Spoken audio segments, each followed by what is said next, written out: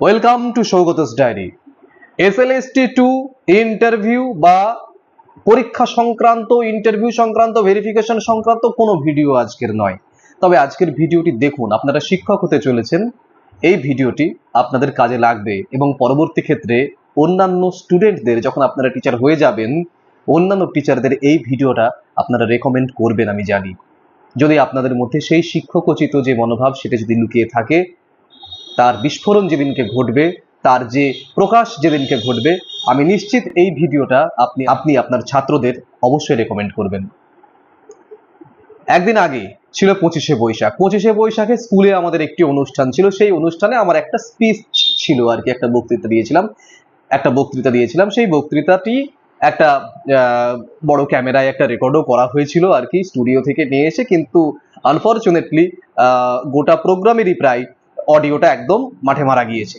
ঠিক আছে, তো অডিওটা নেই, ভিডিও আছে, অডিও নেই, যে কারণে আমি ওইখান থেকে আমি তুলে দিতাম আপনাদের কাট করে, কিন্তু আমি দিতে পারলাম না। তো আমাকে যারা পরিচিত তারা অনেক রিকোয়েস্ট করেছে যে ওই টপিকটার উপরে আমি ঠিক যা যা বলেছি একটা যেন ভিডিও করে আমি আমার চ্যানেলে দিই। তো সেই কারণে আজকের এই ভিডিওটার উপস্থাপনা করা। ওকে, রবীন্দ্রনাথের কথা দেখুন। রবীন্দ্রনাথকে যদি একটা 10 মিনিটের বক্তৃতার মধ্যে ধরতে হয়, তাহলে সেটি জাস্ট একটি চায়ের কাপে সমুদ্রকে ধরবার একটি বিফল প্রচেষ্টা করা। এটা কখনোই সম্ভব নয়, করা উচিত নয়, করা যাবেও না। যেটি করা যাবে সেটি হচ্ছে রবীন্দ্রনাথকে আমরা কি ভাবে ভাবি, কবি, সাহিত্যিক, ঔপন্যাসিক ইত্যাদি ইত্যাদি। কিন্তু এত কিছু কথা না বলে আমার মনে হয় রবীন্দ্রনাথের নামের আগে সবার আগে যেটা বসানো উচিত সেটা কি বলুন তো? দার্শনিক রবীন্দ্রনাথ। রবীন্দ্রনাথের দর্শন, রবীন্দ্রনাথের প্রত্যেকটি গান, প্রত্যেকটি কবিতা, প্রত্যেকটি উপন্যাস বা যা কিছু, প্রত্যেকটি ওয়ার্ক এক একটি দর্শন। বিশেষ করে গান, কারণ রবীন্দ্রনাথ আমাদের মধ্যে সব থেকে বেশি বেঁচে আছেন কি দিয়ে? তার গান দিয়ে। তো রবীন্দ্রনাথের গান, প্রত্যেকটি গান কিন্তু এক একটি দর্শন, এটি মাথায় রাখতে হবে। আমরা ভুলে যাই, আমরা রবীন্দ্রনাথের সুর নিয়ে খুব বেশি মূর্ছনায় ডুবে থাকি, কিন্তু রবীন্দ্রনাথের কথা নিয়ে আমরা কিন্তু মানে কথাতে কনসেন্ট্রেট করি না, খুব কম করি। কিছু কিছু গানের উদাহরণ দিচ্ছি আমি। এই গানগুলো আপনারা একটু ভেবে দেখলেই বুঝতে পারবেন আমি কি বলতে চাইছি। ধরুন, আমরা সবাই রাজা, আমাদের এই রাজার রাজত্বে, নইলে মোরা রাজার সনে মিলব কি সত্যে। এই তো আমরা খুব ভালো করে জানি যে এই গানটি ছোটরা নাচবে, গাইবে, স্টেজের উপরে একটু তিড়িং বিড়িং করবে, আমরা বেশ অভিভাবকরা খুশি হই, গার্জেনরা খুশি হই। এটা একটা বাচ্চাদের গান, বিশ্বাস করুন, এটা কোনো বাচ্চাদের গান নয়, এটি এটি এটি বড়দের গান। এবং এতটাই বড়দের গান যে বড়রাও হয়তো ঠিক করে বুঝে উঠতে পারলো না আজ পর্যন্ত। এই যে সব থেকে বড় গণতান্ত্রিক দেশ ভারতবর্ষ, সেই সব থেকে বড় গণতান্ত্রিক দেশ ভারতবর্ষের গণতন্ত্রকে যদি একটি গানও রিপ্রেজেন্ট করে থাকে, তা হচ্ছে আমরা সবাই রাজা, আমাদের এই রাজার রাজত্বে, নইলে মোরা রাজার সনে মিলব কি সত্যি।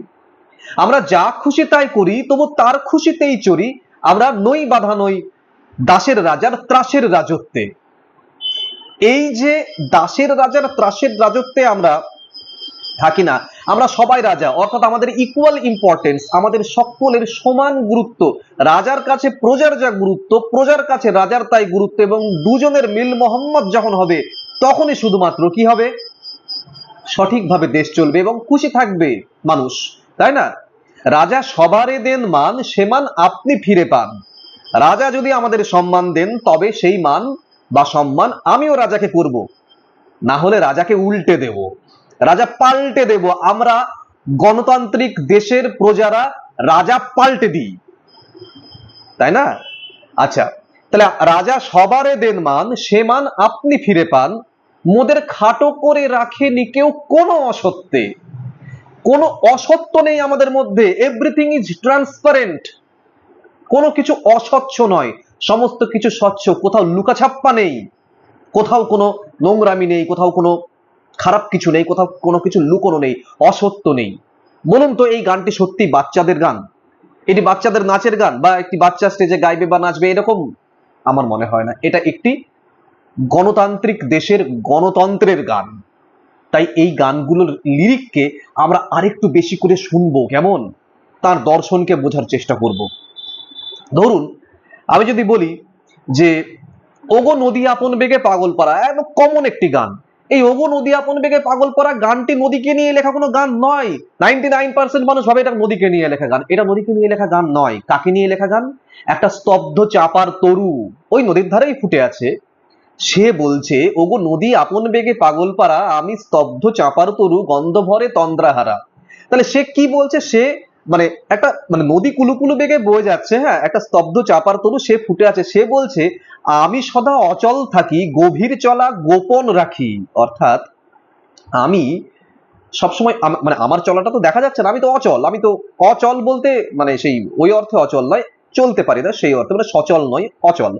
মানে নদী সচল, নদী বয়ে বয়ে যাচ্ছে, কিন্তু আমি তো অচল। আমি সদা অচল থাকি, গভীর চলা গোপন রাখি। অর্থাৎ আমারও একটা চলা আছে বস, হ্যাঁ, সেটা কিরকম? সেটা গভীর চলা। সেটাকে আমি কি রাখি? হাইড করে রাখি, গোপন করে রাখি। আমার চলা নবীন পাতায়, আমার চলা ফুলের ধারা। আমার চলা নবীন পাতায়। আচ্ছা, নবীন পাতা কিসের প্রতীক? নবীন পাতা সজীবতার প্রতীক, নবজীবনের প্রতীক, নবযৌবনের প্রতীক।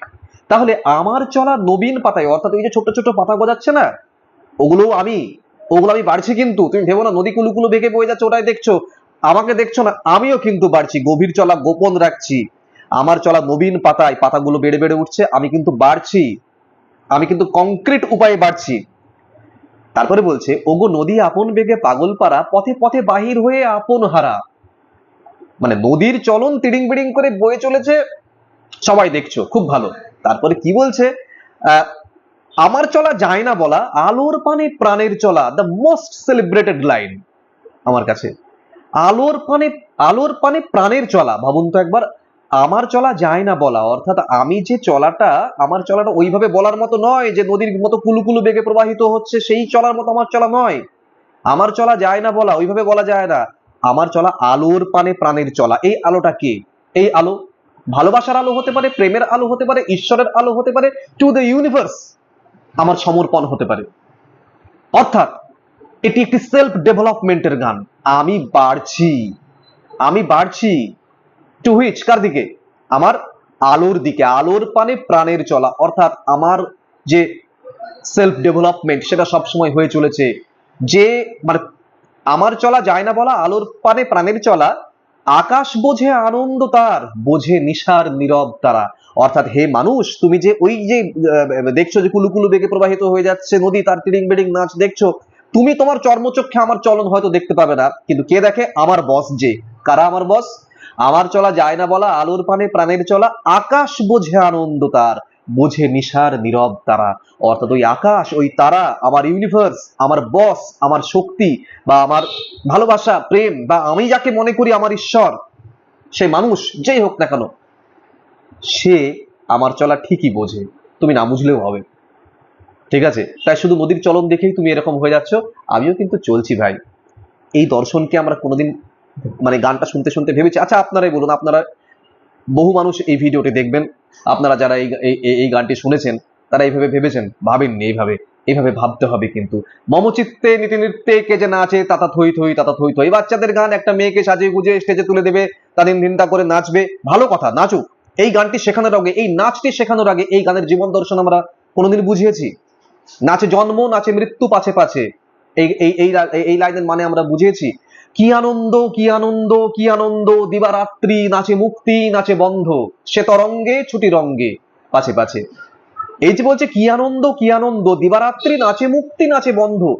জীবনকে কতটা আনন্দের সঙ্গে গ্রহণ করলে, জীবনকে কতটা ভালোবাসার সঙ্গে গ্রহণ করলে, একই সঙ্গে নাচে বন্ধ, নাচে মৃত্যু। বন্ধ আর মৃত্যু একই সঙ্গে নাচে। রবীন্দ্রনাথ জীবনেতে শোক কম পাননি, তবু তিনি এত আনন্দে থাকছেন কি করে? কারণ তার জীবন দর্শন আমার আপনার জীবন দর্শনের মতো নয়, উন্নত। আমরা তা গ্রহণ করতে পারি না, তার জন্য আমাদের এত দুঃখ। সে তরঙ্গে, ওই যে নাচে জন্ম, নাচে মৃত্যু, বন্ধ, মুক্তি, সব নাচছে, সেই তরঙ্গে নিজেকে ছেড়ে দিয়েছি। সেই তরঙ্গে আমি ভেসে ভেসে যাচ্ছি। আমি জীবনকে অ্যাকসেপ্ট করেছি। আমি সমস্ত কিছু পাল্টে ফেলতে চাই না, বদলে ফেলতে চাই না, সবাইকে আমার নিজের মনের মতো করে ফেলতেও চাই না, কিচ্ছু চাই না। সে তরঙ্গে আমি বয়ে বয়ে যাচ্ছি। গড্ডালিকা প্রবাহে গা ভাসাচ্ছি তা নয়, জীবনের প্রবাহে গা ভাসাচ্ছি। তখন জন্ম, মৃত্যু বা বন্ধ, মুক্তি সব এক, সমস্ত কিছু আনন্দের। তখন ওই মমচিত্তে নীতি নৃত্য হয়। এই গানের জীবন দর্শন না বুঝিয়ে আমরা কেন শেখাবো বলুন তো? এই গানটি, এই গানটি তো নাচ করাবো একটা মেয়েকে, একটা গান শেখাবো, একজন বাচ্চাকে কেন? ওহে কি করিলে বলো পাইব তোমারে, রাখিব আখিতে আখিতে, ওহে এত প্রেম আমি কোথা পাবো নাথ, তোমারে হৃদয়ে রাখিতে। দয়া না করিলে কে পারে, তুমি আপনি না এলে কে পারে হৃদয়ে রাখিতে। অর্থাৎ রবীন্দ্রনাথের যে প্রেমের গান, একই সঙ্গে তাকে একটা মানব প্রেম হিসেবেও দেখা যাবে, একইভাবে তা কিন্তু ঈশ্বরের কাছে সমর্পণ। সেটা এই যে এই গানে যে নাথ, মাঝে মাঝে তবু দেখা পায় চিরদিন কেন পায় না, এই গানে যে নাথ বলা হচ্ছে যাকে, সেটা আমার ভালোবাসার মানুষ হতে পারে। ভালোবাসার মানুষের কাছে তো আমি তো চাকর। আমি যদি ভালোবাসি একজন মেয়েকে, বা একজন মেয়ে যদি আমাকে, যে যাকে ভালোবাসে তার কাছে তো সে চাকর, এবং সে তার নাথ উল্টোজন। একইভাবে এটি ঈশ্বরকেও বলা যাবে, এই নাথ ঈশ্বরও বলেছে মাঝে মাঝে তবু দেখা পাই, মানে তোমাকে তো মাঝে মাঝে দেখতে পাই, তোমাকে আমি নিজের মতো করে পেতে পারছি না, এত প্রেম আমি কোথা পাবো নাথ, তোমারে হৃদয়ে রাখিত। অর্থাৎ আমার মধ্যে, হ্যাঁ, মানে এত প্রেম নেই, হ্যাঁ, এত প্রেম নেই যে তোমাকে আমি বলবো যে এসো আমার কাছে, এত প্রেম আছে, তুমি থাকো আমার কাছে। সত্যি আমার কাছে এত প্রেম নেই।